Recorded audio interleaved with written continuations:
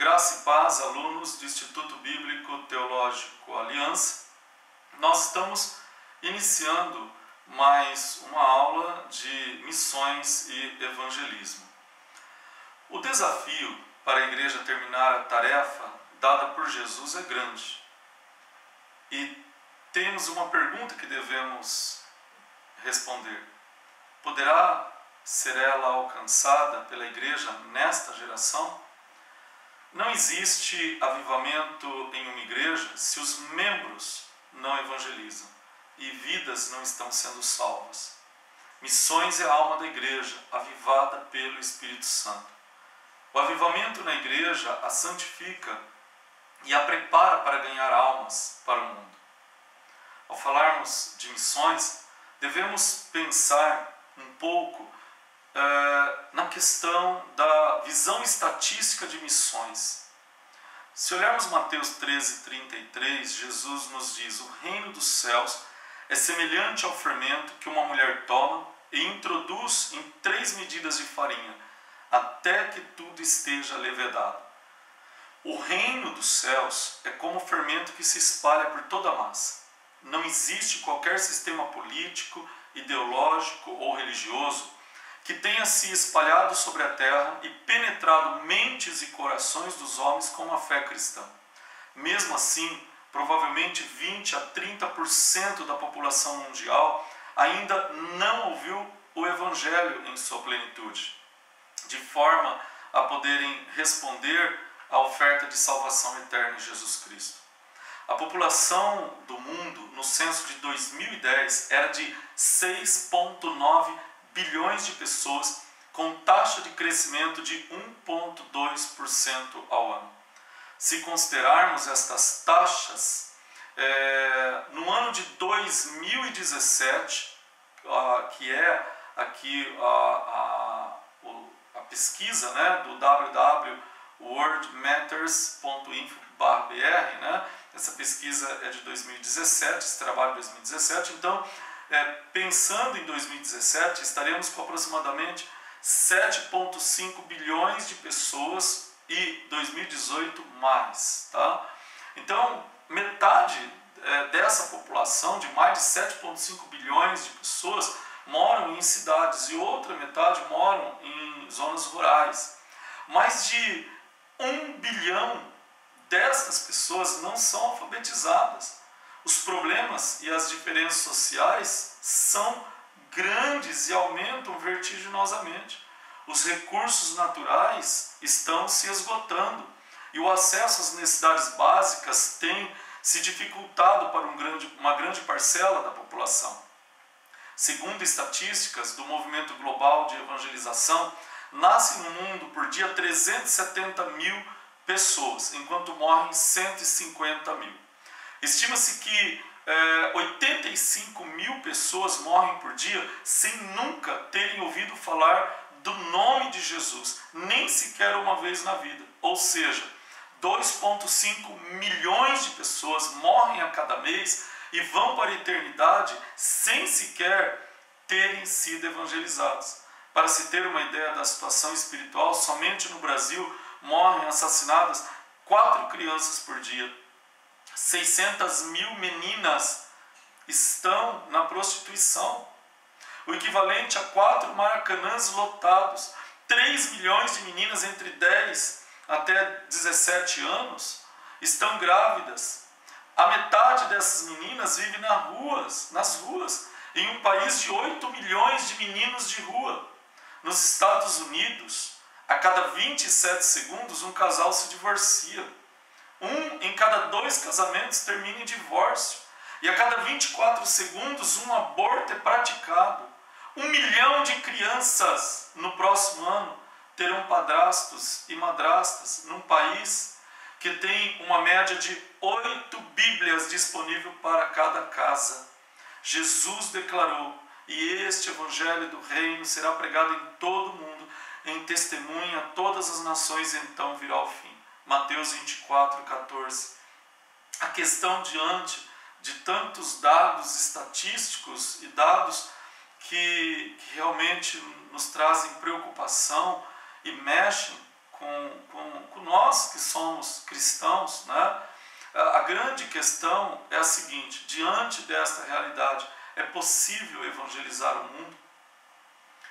Para falarmos de missões e evangelismo, queremos falar um pouco da história de missões. Por muito tempo as igrejas protestantes ficaram focadas com os desafios e os novos rumos na Europa. Estamos aqui falando da história passada, tá? Missões não era o foco da igreja, e muito do trabalho evangelístico realizado não era intencional, como por exemplo, os imigrantes oriundos dos países protestantes, ao desbravar e explorar suas colônias nas Américas, África e Ásia, comunicavam a sua fé através da cultura que apresentavam ou a impunham aos moradores locais. Deus mudou isto, aquecendo corações verdadeiramente piedosos e compassivos com a necessidade de outros conhecer a Jesus Cristo. Conhecer o testemunho de alguns desses homens certamente nos ajudará a ter paixão e ardor por missões. Os irmãos moravos são, sem dúvida, um grupo em especial. Nenhum grupo protestante teve maior consciência do dever missionário e nenhum demonstrou tamanha consagração a esse serviço em proporção ao número de seus membros. Seu grande líder inicial e incentivador na obra missionária foi o piedoso conde alemão Nikolaus Ludwig von Zinzendorf, nascido em 1700 e faleceu em 1760. Zinzendorf estabeleceu alguns princípios que deveriam nortear a atividade missionária dos morávios. Eles são os seguintes: busquem os primeiros frutos. Olha aqui que princípio interessante. Busquem os primeiros frutos. Preguem a Cristo. Vão para os esquecidos. Pelo reino de Cristo, sejam autossustentados.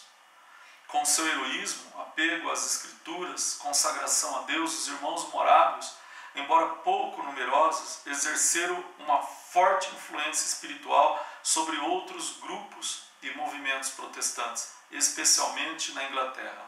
William Carey é o pioneiro das missões batistas e é considerado o pai das missões modernas. Durante certo tempo, William Carey acumulou as funções de pastor, professor de tempo parcial e sapateiro na sua pequena aldeia.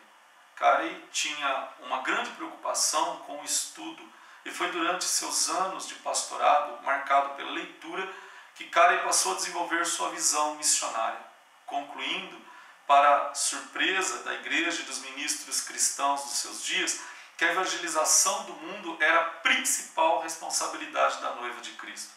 Uma das dificuldades que William Carey teve de enfrentar para incutir a necessidade do envio de missionários às nações pagãs foi o hipercalvinismo.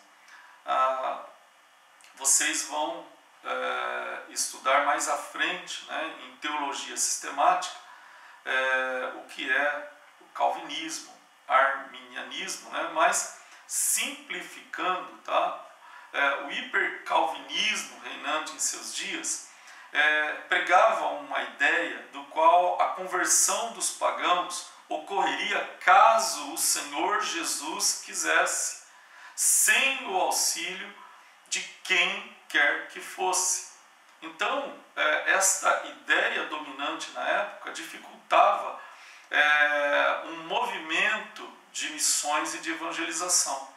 Para quebrar essa mentalidade, William Carey escreve um tratado expondo a necessidade urgente da pregação do Evangelho às nações em todos os continentes. A força dos argumentos de William Carey e o vigor de seu entusiasmo resultaram na formação da Sociedade Missionária Batista, organizada em setembro de 1792. Hudson Taylor, nascido em 1832, morreu em 1905. Apesar de ter nascido em uma família cristã, foi somente em 1849, aos 17 anos, que Hudson teve uma verdadeira conversão. A partir dessa época, Taylor começou a concentrar seus objetivos no serviço missionário na China. Seus vários desafios particulares não o impediu, em setembro de 1853, então com 21 anos, de viajar para a China. Todas as lutas somente levaram Hudson a mais firmemente levar o Evangelho do Reino de Cristo mais e mais para o interior da China. Taylor morreu na China em 1905. Nos anos posteriores, a MIC, ou Missão para o Interior da China, continuou a crescer, tornando-se a maior missão estrangeira organizada no mundo. Não podemos deixar de tratar também, no que tange a missões, de uma teologia para missões. O que a Bíblia fala acerca de missões? Bom, evangelizar é transmitir a verdade que liberta e transforma aquele que recebe Jesus Cristo como único e suficiente Salvador. Evangelizar pode ser definido da seguinte forma: testemunhar de Cristo aos perdidos, levar os perdidos a Cristo, integrar mais vidas na tarefa de como ganhar almas, conscientizar a estar preparado para o retorno de Cristo. Missão é uma palavra que vem da expressão latina missione, significa ação, tarefa, ordem, compromisso. No sentido evangelístico, é a transmissão consciente e planejada das boas novas de Cristo, além das fronteiras, sejam elas culturais ou nacionais. É também a tarefa da igreja enviar missionários por todo o mundo para anunciar o Evangelho de Cristo. Quais são as bases bíblicas de missões? Bom, vamos ver que as missões no Antigo Testamento tinham uma visão centrípeta, nós chamamos de missão centrípeta. E missões no Novo Testamento têm uma visão centrífuga, né? Centrífuga, nós chamamos de missão centrífuga. Então, o povo de Israel, falando agora de Antigo Testamento, foi escolhido por Deus para fazer conhecido o nome do Senhor para todas as nações da terra, testemunhando as obras do Senhor e preparando o caminho para a chegada do desejado das nações, Jesus Cristo. Quando falamos em missão centrípeta, estamos dizendo que Deus utilizou um método para Israel cumprir sua missão, atraindo as nações para ele. Já no Novo Testamento, que é um livro de missões, Jesus designou a sua igreja para evangelizar todos os povos. A missão da igreja é centrífuga, é para fora. Ela deve ir e levar o evangelho a todos os povos. Mateus 28, 18 a 20 fala da grande comissão. Jesus declara: é-me dado todo o poder no céu e da terra. Portanto, ide e fazei discípulos de todos os povos, batizando-os em nome do Pai, do Filho e do Espírito Santo, ensinando-os a guardar todas as coisas que eu vos tenho mandado. E certamente estou convosco todos os dias até a consumação dos séculos. Atos, capítulo 1, versículos 7 e 8, fala também desta missão: mas recebereis poder ao descer sobre vós o Espírito Santo, e ser-me-eis testemunhas, tanto em Jerusalém, Judéia, Samaria e até os confins da terra. O mandato de Jesus nos sobrepõe uma ordem: vão, preguem, anunciem, ide. Uma ação com responsabilidade: pregar o Evangelho. E uma promessa: estou convosco. Missões é uma tarefa que a igreja deve cumprir.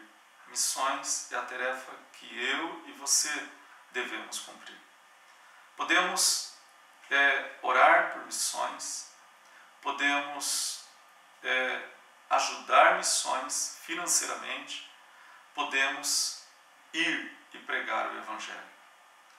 Nós, através dessa aula, estamos explanando os pontos superficiais de toda a matéria. Você, aluno, tem à sua disposição apostila, livro, você tem vídeos para estar conhecendo mais a história de missões. Se esforce, guarde o seu tempo para estudar de maneira meticulosa todo o material, todas as informações que estão sendo dispostas a você, e que Deus, através da graça de Jesus e do poder do Espírito Santo, incendeie o seu coração para missões e evangelismo. Deus o abençoe. Até a próxima aula.